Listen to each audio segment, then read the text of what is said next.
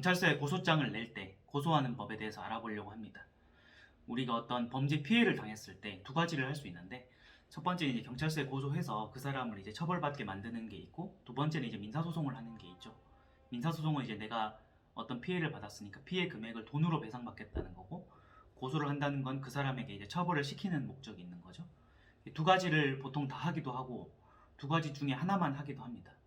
그러니까 범죄를 해서 내가 고소를 할 때는 민사소송도 같이 하는 분이 있고, 아니면 그냥 고소만 하는 분들도 있어요.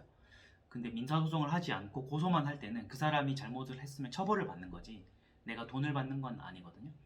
어쨌든 오늘은 그 중에서 고소에 대해서 한번 알아보려고 합니다. 우리가 이제 고소를 하게 되면 경찰서에 고소장을 내야 됩니다. 예전에는 검찰청에도 직접 고소장을 낼 수가 있었어요. 그러면 검사가 수사 지휘를 해서 다시 경찰에 내려보내기도 하고, 직접 바로 수사를 하기도 했습니다. 근데 얼마 전에 이제 검경 수사권 조정이 됐죠. 그래서 초동 수사는 1차 수사는 원칙적으로 경찰에서 담당하기 때문에 앞으로는 이제 고소장을 경찰서에만 내게 되는 거죠. 경찰서에 고소장을 내려면 이 고소장을 써야 되니까 이걸 이제 모르면 변호사 도움을 받기도 합니다. 근데 기초적인 걸 알아두시면 직접 작성하는 데 도움이 되니까 인터넷에 검색만 해봐도 고소장 양식은 많이 있어요. 근데 고소장에는 이제 먼저 고소인하고 피고소인을 쓰게 되는데, 고소인은 당연히 피해를 받은 내가 되는 거니까 내 이름과 주민번호, 주소, 연락처를 이렇게 씁니다. 그리고 고소장 쓰는 것과 고소 대리도 변호사 도움을 받을 수 있거든요. 그러면 고소 대리인으로도 고소인 밑에다 이렇게 기재를 하게 되는 거죠. 고소 대리인 누구누구 변호사 누구누구누구 이렇게 쓰게 되는데요. 대리인이 역시 본인이 직접 한다면은 고소인만 들어있는 겁니다. 고소인을 썼으면 그 밑에 이제 피고소인을 쓰게 돼 있어요. 공식적인 명칭은 피의자가 되는데, 피의자는 수사를 개시했을 때 그 수사 당사자를 의미하고, 고소장을 쓸 때는 피고소인으로 씁니다. 그래서 고소인과 피고소인을 쓰게 되는데, 피고소인은 범죄를 했던 그 사람 이름이랑 주소, 연락처를 이렇게 쓰는 거죠. 주민번호는 일반적으로 모르잖아요. 주민번호는 몰라도 고소장 접수는 문제는 없습니다. 그래서 주소나 연락처는 최소한 알아야 돼요. 그러니까 익명으로도 고소를 할 수 있지만 아무것도 특정이 안 되면은 수사가 개시되지 않습니다. 최소한 주소나 연락처는 있어야 돼요. 주소를 모른다 하면 연락처는 있어야 경찰이 그 사람에게 연락을 해서 이제 소환 통지를 하게 되거든요. 그래서 최소한 인적사항은 피고소인에다가 있어야 된다라는 거고요. 그 밑에다 이제 어떤 범죄로 내가 고소를 하는지 개략적인 고소 취지를 씁니다. 우리가 민사소송을 할 때 청구 취지를 쓰는 것과 마찬가지로 고소를 할 때도 고소 취지를 써요. 내가 이러이러한 일로 피고소인한테 어떤 피해를 당했는데, 이 피고소인을 형법상 어떤 범죄로 처벌해 주시기 바랍니다 라는 고소 취지를 그 밑에다 개략적으로 쓰는데, 이게 법으로 정해진 형식이 따로 없어요. 일반적으로 그냥 간략한 개요만 쓰면 되는 거기 때문에 고소 취지를 어떤 사건의 어떤 핵심적인 내용, 그리고 내가 그 적용을 구하는 법률 명칭, 그러니까 형법상 무슨 범죄인지는 알아야 된다는 거죠. 그것들을 고소 취지에 개략적으로 먼저 씁니다. 고소 취지를 쓰고 나면 이제 고소 이유를 쓰게 되는데요. 고소 이유에 이제 세부적인 게 다 들어가야 돼요. 보통은 이제 순서가 이렇습니다. 내가 피고소인과 어떤 관계에 있는지를 먼저 씁니다. 원래 알던 사이인지, 이번에 뭐 업무적으로 이런 일이 있었던지, 아니면 모르는 사람이었는지, 왜 고소를 하게 되는지, 그 사람 간의 관계를 고소인과 피고소인 지위라는 이름 하에 이제 고소 이유 첫 번째에 먼저 씁니다. 두 번째는 사건 경과를 쓰는 거죠. 육하 원칙에 따라 시간 순서대로 일반적으로 씁니다. 몇 년도 몇 월 며칠에 이런 일이 있었고, 우리가 처음 만났고, 그 이후에 어떤 일이 있었고, 그리고 이렇게 했었는데 어떤 피해를 받았고, 결과적으로 어떻게 돼서 지금 고소를 하게 됐다. 이런 걸 시간 순서대로 먼저 쓰게 되는 거죠. 그 사건 경위를 이제 숨김도 없고 가감 없이 써야 되는 거죠.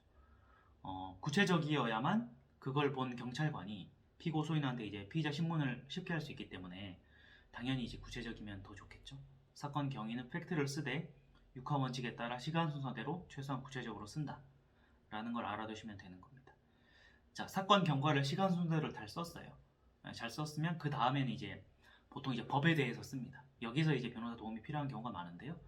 법이라는 거는 내가 어떤 사건이 있었는데, 뭐 예를 들어서 형법상 횡령죄든, 아니면 뭐 특경법이 적용되든, 아니면 특가법이 적용되든, 교통사고 처리 특례법이 적용되든, 자기가 고소를 하려면은 무슨 범죄로 이 사람을 처벌해 달라는 그 법 명칭을 써야 됩니다. 물론 정확하지 않더라도 수사를 하면서 그 경찰관이 그 법률 전문가로서 이거를 사건을 파악해서 검사가 법에 적용을 시켜주기도 하는데, 고소하는 사람이 대략적인 어떤 범죄를 알고 법령에 적용을 청구를 해야 돼요.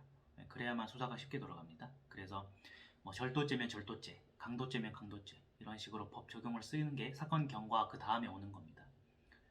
자기가 인터넷 검색을 해서 혹시 판례를 알고 있다면 판례를 쓰는 것도 좋겠죠. 그리고 고소를 했을 때 이게 쟁점이 된다는 건 우리 같은 변호사들, 법률 전문가는 알기 때문에 당연히 이제 법률 적용에다 디테일한 어떤 판례라든지 수사를 했을 때 이런 방향으로 했으면 좋겠다라는 논리를 쓰게 되는 거죠. 자, 사건 경과를 쓰고 법을 썼으면 그 다음에 이제 결론을 쓰게 되는데요. 결론은 정해져 있죠. 이 사람을 이런 범죄로 엄하게 처벌해 주시기 바랍니다. 라는 게 이제 결론이 되는 거죠. 자, 고소장을 너무 간략하게 쓰면 절대 안 돼요. 안 되고 디테일하게 자기가 아는 범위 안에서 최선을 다해서 쓰고, 중요한 건 이제 증거죠. 그래서 내가 이 사람하고 어떤 범죄가 있었는지를 소명을 할 때 고소인인 내가 갖고 있는 증거를 고소장에다 첨부를 해야 되는 거죠. 그래서 뭐 이 사람은 어떤 계좌 내역을 내가 갖고 있다면 계좌 내역도 첨부해야 되고, 고소인과 피고소인이 회사라면은 회사의 뭐 등기부 등본이라든지 사업자 등록증 이런 것도 첨부해야 되고요. 그동안에 주고받았던 뭐 내용 증명이라든지 카톡, 이메일이나 문자 같은 것도 날짜와 시간이 표시되게 증거로 첨부를 해야 됩니다. 그래서 그걸 증거로 다 첨부를 하면서 이런 부분에 대해서 경찰관님께서 수사를 해주십시오라는 그런 문구를 쓰게 되는 거죠. 증거 명칭은 보통 증제 1호증, 2호증 이렇게 씁니다. 첫 번째 증거는 이제 종류별로 다 분리해서 내야 되는데요. 고소장에 첨부를 하는 증거를 목록을 써야 돼요. 그러니까 첫 번째 들어가는 증거는 증제 1호증, 두 번째 들어가는 증거는 증제 2호증, 이렇게 이제 목록을 달아서 고소장에 첨부해서 내게 되는 거죠. 이렇게 이제 고소장을 작성을 해서 접수를 하는 건 두 가지죠. 하나는 직접 방문해서 바로 우편 접수를 하지 않고 방문해서 접수를 할 수도 있고요. 보통 방문해서 접수를 하면 그날 접수를 하러 왔기 때문에 바로 피해자 조사가 당일날 이루어지는 경우도 있습니다. 하지만 민원실에 접수하고 갔다면은 나중에 이제 연락을 받고 별도로 날짜를 잡아서 조사를 하게 되는 거고요. 방문해서 접수를 할 수 있다. 두 번째는 이제 우편으로 접수를 할 수도 있죠. 저희 같은 고소 대리인이 고소장을 접수하게 되면 우편으로 이제 접수를 합니다. 우편으로 접수를 하면 며칠 안에 이제 배당이 되는데요. 경찰관이 그 고소장의 인적사항을 보고 고소인한테 연락을 하게 돼 있어요. 변호사가 있어도 고소인한테 보통 연락을 먼저 합니다. 그래서 고소장 접수하셨습니다. 잘 접수가 됐으니까 몇 월 며칠 몇 시에 피의자 진술하러 나와주셔야 된다 라고 하는데요. 그렇게 하면 이제 경찰관이랑 일정을 조정해서 제1회 피해자 진술을 하게 되는 겁니다. 내가 억울해서 피해를 당했기 때문에 뭐 범죄자로 경찰서에 가는 게 아니니까 피해자 진술은 뭐 부담을 가질 필요가 전혀 없이 내가 알고 있고 피해를 받은 사실을 그대로 전하면 된다, 이렇게 하고 가는 건데요. 만약에 변호사가 있다면은 고소인하고 변호사가 동행을 해서 고소 대리인 자격으로 함께 경찰서에 가서 이제 진술을 하기도 하죠. 변호사가 없다면은 직접 이제 피해자 진술을 해야 된다라는 거고요. 뭐 사건에 따라 다르겠지만 짧으면 뭐 1시간 정도, 길면 반나절, 뭐 하루 종일 하는 경우도 있습니다. 그리고 피해자 진술 말씀드렸던 거는 1회로 끝나는 경우도 있고 2회, 3회 계속되는 경우가 있어요. 그러니까 내가 어떤 고소를 했는데 상대방 가해자가 범죄 혐의를 인정한다, 잘못했고 반성하는 입장이라면 이제 자백 사건이라고 부르는데, 그러면 피해자 진술도 한 번에 끝나는 경우가 많고요. 그쪽에서 이거는 뭐 내가 아닌 사실로 잘못 고소했다라고 억울하다고 얘기하면은 피해자 역시도 진술을 이제 2번, 3번 경찰이 들어봐야 되기 때문에 고소하는 당사자가 첫 번째 조사를 안 끝나는 거죠. 한 달이나 2주 후에 다시 한번 또 한번 가고, 심지어는 이제 대질 조사를 하는 경우도 있습니다. 대질 조사를 하면 고소인과 피고소인이 양쪽에 앉아서 경찰관이 상호 이제 질의를 하는 건데요. 양쪽 변호사가 있다면 둘 다 나오고, 둘 중에 한쪽만 변호사가 있으면 한 명만 나오는 경우도 있고요. 둘 다 변호사가 없다면 당사자가 둘이 들어가서 이제 대질 신문을 하는 겁니다. 대질 신문은 왜 하냐면은 주로 이제 법에 대한 게 아니고요. 사실관계에 대한 다툼이 있을 때, 똑같은 팩트가 두 가지가 있을 수 없잖아요. 그래서 고소인 말이 맞는지 피고소인 말이 맞는지 경찰관이 비교해서 질의하기 위해서 이제 대질 신문을 하는 거죠. 자, 이제 피해자 진술에 대해서 제가 말씀드렸는데, 반나절이든 1시간이든 내가 고소인으로서 피해자 진술을 마쳤다 하면은 마지막에 내가 말한 대로 그 조서가 쓰여 있는지 보여주는 시간이 있습니다. 경찰관이 이제 피해자 진술 조서를 이렇게 보여주게 돼 있는데, 그걸 보고 내가 말한 대로 쓰여 있는지를 확인할 수 있는 기회가 있어요. 혹시 내가 말한 대로 안 쓰여져 있는 게 있다면 이제 수정할 수 있는 기회도 있는 거죠. 이건 이제 가해자, 피의자가 자신의 이제 피의자 신문 조서를 검토하는 것만큼 중요하진 않습니다. 왜냐하면 피해자는 피해를 이제 얘기를 할 뿐이지 수사는 이제 경찰이랑 검사가 해주는 거거든요. 간혹 피해자 진술이나 고소장이 잘못되어 있다 해도 그 잘못되어 있다고 해서 고소가 안 되는 건 아니기 때문에 경찰관이 자기가 이제 법률 전문가로서 이 고소 사실은 인정하는데 법 적용이 잘못됐으면 직접 수정을 해서 수사를 해주기도 합니다. 그래서 피해자 진술 자체가 아주 엄격하진 않고 내가 억울함을 최대한 소명한다 이런 목적으로만 이제 임하시면 되는 거죠. 자, 고소장을 냈고 1차 피해자 진술 조서까지 마쳤어요. 예. 그리고 나면 보통 이제 서류를 한 번 더 내기도 하는데 내가 얘기했던 것 중에 뭐 증거를 못 낸 게 있다든지 서류로 더 얘기하고 싶은 게 있으면은 두 번째로 이제 고소 보충 조서라는 서면을 내기도 합니다. 이거 역시도 변호사가 대행을 하기도 하는데요. 두 번째 고소 보충 조서를 내서 고소장에서 불필요했던 부분이나 아니면 첫 번째 조사에 갔더니 얘기를 듣고 나서 내가 알게 된 내용을 보완해서 쓰는 서면을 고소 보충 조서라고 하는데요. 이렇게 고소 보충 조서까지 내면은 고소인으로서 하는 역할은 사실상 다 하게 된 겁니다. 그리고 나면 이제 경찰의 수사 결과를 기다리게 되는데 검경 수사권 조정 때문에 경찰이 1차 수사를 하게 되는데요. 1차 수사를 하고 만약에 범죄 혐의가 있다면 검찰에 이제 송치를 하게 되는 거죠. 그리고 혐의가 없다면 불송치 결정을 하게 되는 거죠. 이 불송치 결정은 이제 그 범죄 혐의가 없다는 거기 때문에 고소인인 피해자 내 입장에서는 피해를 받는 거잖아요. 내가 어렵게 고소를 했는데 인정이 안 된 거니까. 그래서 억울하다면은 그 고소인은 불송치 결정에 대해서 다시 한번 이의 신청을 할 수는 있어요. 이의 신청을 하면 1차 수사 결과가 2차 수사 검사하기로 넘어갑니다. 다시 한번 재수사를 요청해 볼 수 있는 기회를 불송치 결정에 대한 이의 신청서라고 합니다.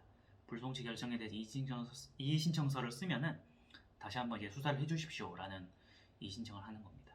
그런데도 이제 검사가 최종적으로 무혐의 처분을 한다면 범죄 혐의가 없는 것이고 그걸 받아서 다시 기소를 한다면은 혐의가 있어서 그 사람에게 이제 벌금이 나오든 아니면 재판에 가서 뭐 실형이나 집행유예가 나오든 하게 되는 거죠. 자, 여기까지가 이제 내가 범죄 피해자로서 고소를 하는 절차였습니다. 마지막으로 정리하고 마무리 할 텐데요. 첫 번째는 이제 고소장을 내가 써야 된다라는 거였고요. 고소장에는 고소인과 피고소인 그리고 고소 취지와 고소 이유를 쓰는데 자세한 건 고소 이유에 다 담겨지고 증거를 이제 하나씩 증제 1호증부터 몇 호증까지 목록을 정해서 첨부해서 내야 된다. 우편이나 방문으로 접수를 해야 된다는 것이었고요. 고소장을 내고 나면 피해자 진술을 하게 되는데요. 이거는 이제 경찰서에 직접 가서 내가 이러이러한 일이 있었다는 것을 사실관계를 밝히는 겁니다. 이렇게 1차나 2차 피해자 진술을 마치게 되면 부족한 게 있다면 고소 보충 조서를 내는데 고소 보충 조서까지 다 내면 경찰에서 송치 또는 불송치 결정을 한다고 말씀드렸습니다. 송치를 하게 되면 검사가 이제 최종 처분을 하게 되는 거고요.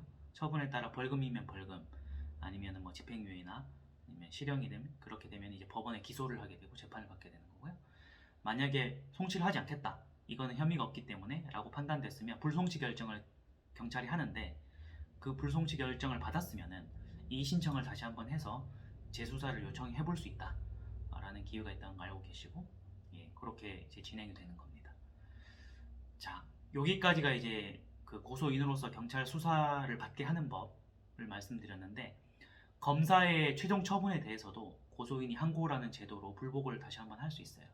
근데 여기에 대해서도 복잡하니까 추후에 별도의 영상으로 설명드리도록 하겠습니다. 자, 오늘은 경찰 수사를 고소인으로서 고소장 접수하는 법, 그리고 고소인으로서 피해자 진술하는 법에 대해서 알아봤습니다. 다음에는 다른 형사 절차에 대해서 다시 한번 알아보도록 하고요. 오늘 영상 여기서 마치도록 할게요. 고맙습니다.